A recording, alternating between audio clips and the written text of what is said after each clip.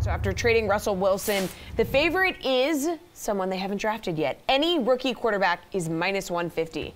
But like Seattle is never afraid to take on some drama. So maybe Deshaun Watson could be in the mix at plus 700. Reid, when you're looking at this, like, who do you like? Yeah, Pete Carroll has mentioned that he really loves Kirk Cousins. But what you have to know about Pete Carroll is that never believe what he says, ever.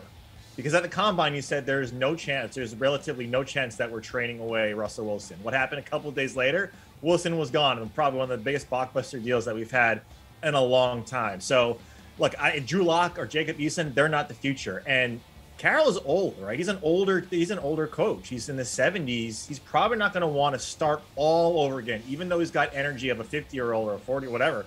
He's just very energetic.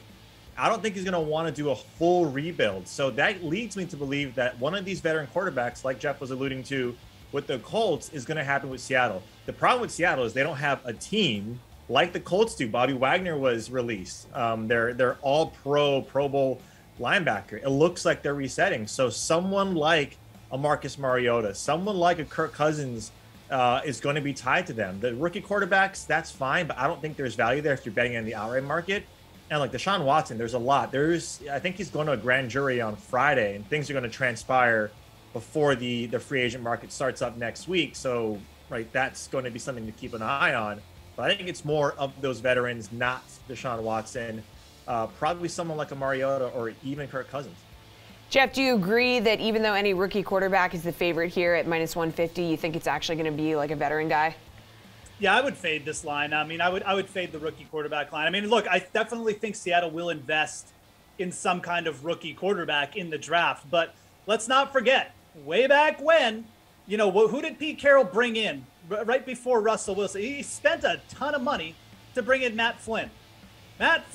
So, I don't think Pete Carroll, and look, the only reason Russell Wilson started over him because Russell Wilson was so good in preseason that he forced Pete Carroll's hands.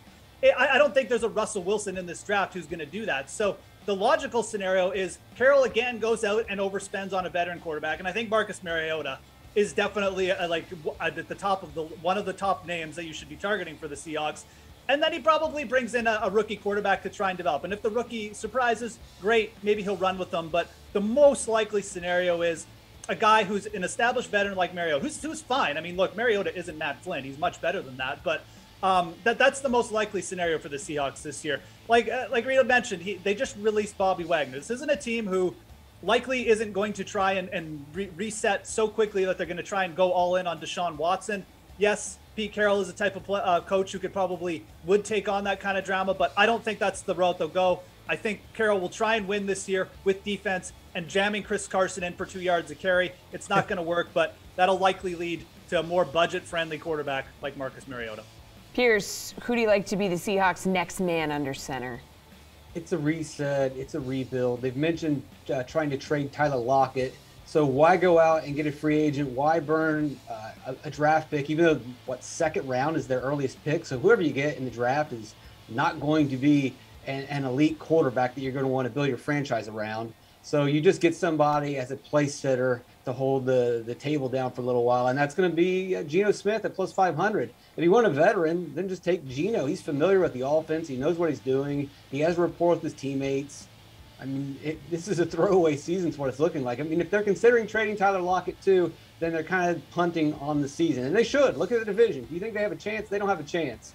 So use your draft picks to fill the other needs. Don't go out and overspend for a veteran that's not going to really do anything. Geno Smith at plus 500 is the obvious.